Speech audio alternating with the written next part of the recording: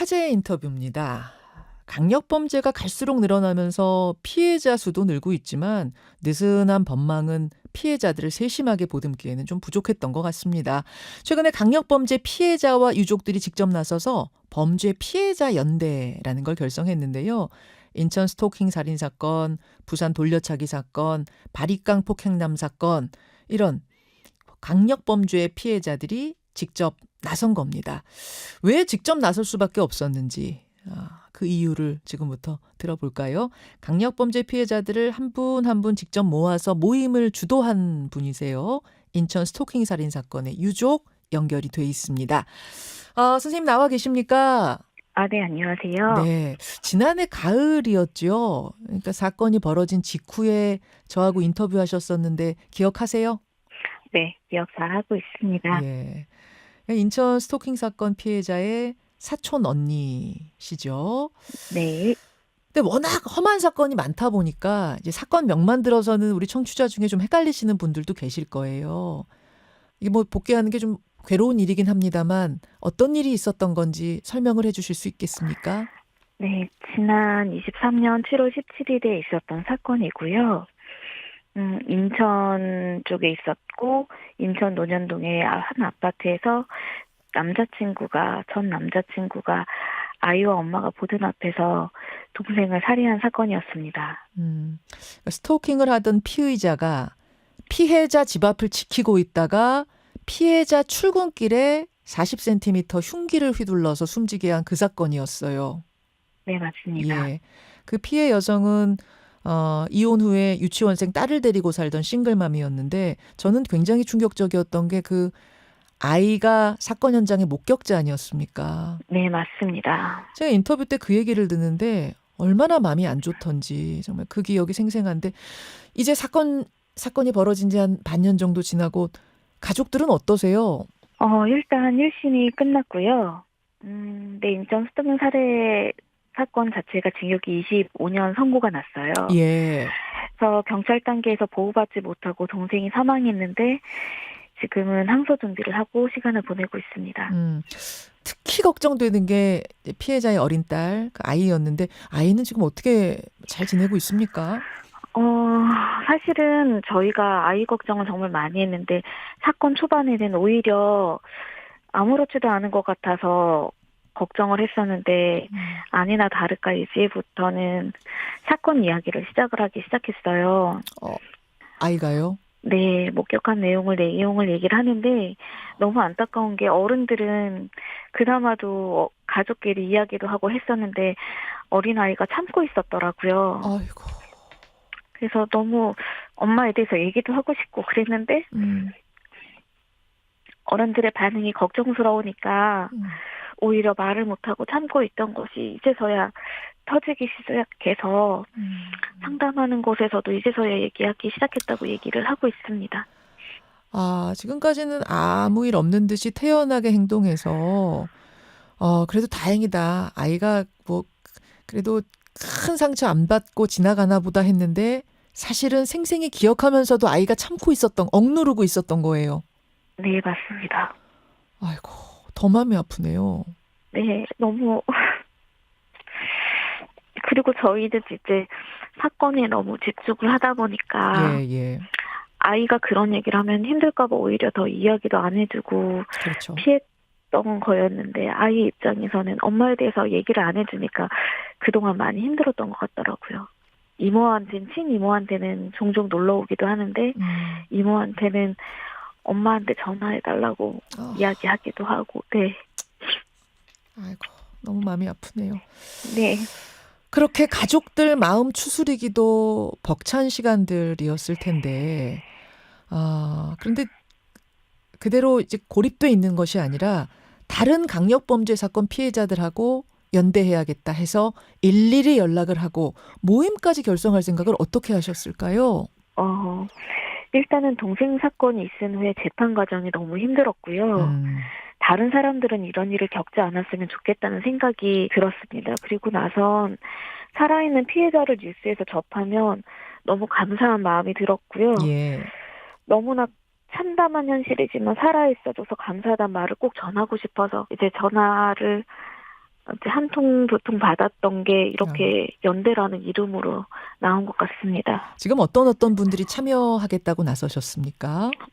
지금 그 부산 돌려차기 피해자분하고요. 예. 바리깡 사건 피해자분 그리고 강원도에 그 유기 사건이 있었습니다. 그 피해자의 따님 그리고 저 이렇게 일단은 4명, 4팀입니다. 아, 네 사건의 어떤 피해자 가족분들 이렇게 네 팀. 네. 바리깡 사건은 뭐였지요? 바리깡 사건은 7월 11일에 있었던 사건이었고요. 예. 남자친구가 여자친구를 감금해서 머리를 바리깡으로 밀고 얼굴에 소변을 보고 강아지 패드 위에다가 화장실을 대체하거나 하는 사건이었는데 현재 그 사건 자체도 가해자가 자기들 그런 일을 저지르지 않았다고 하고 있는 사건입니다. 예. 강력 사건의 피해자들의 모임. 근데 전화를 드렸는데 망설이고 고민하는 분들도 계셨을 것 같아요. 일단은 저희가 이런 연대를 하자고 모였던 사람들이 아니었고 네. 저 같은 경우는 제가 도움이 필요했기 때문에 부산 돌려차기 피해자분께 연락을 했던 거였고 그다음 바리깡 사건 같은 경우는 살아있는 게 너무 감사해서 전화를 드렸던 분이었고 네, 그리고 힘내시라고 위로 전화하신 거군요. 네. 그게 꼭 이야기를 전달을 하고 싶어서 그 전화를 했던 부분이었고 그 강원도 유기 사건 같은 경우는 원래도 부산 돌려차기 피해자분과 연락을 했던 분이셨어요. 그런데 저희가 당연히 사건 자체가 너무 강력 사건이기도 했고 목소리를 내는 게 우려가 됐지만 걱정이 될 수밖에 없잖아요. 네. 이게 어떻게 비춰질지 모르니까요. 그렇죠. 그리고 재판이 진행이 되고 있기 때문에 저희가 이야기를 어떻게 하는지에 따라서 또 혹시나 재판을 영향을 미칠까봐 재판에 좋지 않은 영향을 미칠까봐 굉장히 많이 고심을 했어요. 그런데 저희가 언론에 저희 이야기를 공론화를 하면서 재판부가 변하는 걸 조금 봤고요. 저희가 내는 목소리를 들어주기 시작을 했고 그러다 보니까 조금씩 더 용기가 생겨서 이야기를 할 수 있는 부분이 생긴 것 같습니다. 이렇게 강력범죄 피해자 연대라는 게 다른 나라에는 있다고 제가 들었는데 우리나라에서는 최초로 생긴 거라고요? 그렇게 들었습니다. 저도 그래서 첫 연대라는 말에 깜짝 놀랐던 것 같습니다. 사실은 작정하고 모임을 만들어야지 뭐 이렇게 한 게 아니라 위로의 전화를 걸었다가 그분과 연결되고 또 다른 분이 뭔가를 위로 전화를 주셨다가 또 그분과 연결되고 이렇게 해서 네 팀이 모인 거잖아요. 네, 맞습니다. 굉장히 어떻게 보면은 자연스럽게 연대가 만들어진 건데 몇 번이나 모이셨어요? 지금 제 재판 때는 수시로 와주고 계시고요. 서로. 네, 서로 와주고 계시고 그리고 그 이외에 이제 인터뷰나 이런 것 때문에 만나고는 있습니다. 그래서 10차례는 넘게 만난 것 같습니다. 10차례 네. 넘게. 사실은 나이도 다르고 사는 곳도 전혀 다르고 뭐 지금까지 살아온 방식도 다 다를 텐데 끔찍한 상처를 가지고 있다는 그 공통점만으로도 정말 서로 큰 위로가 될 것 같아요. 오히려 내 상처를 누구보다 잘 아는 사람들이라서 위로받을 수 있었고요. 동생 사건이 발생한 후에 사실 저는 웃을 수가 없었습니다.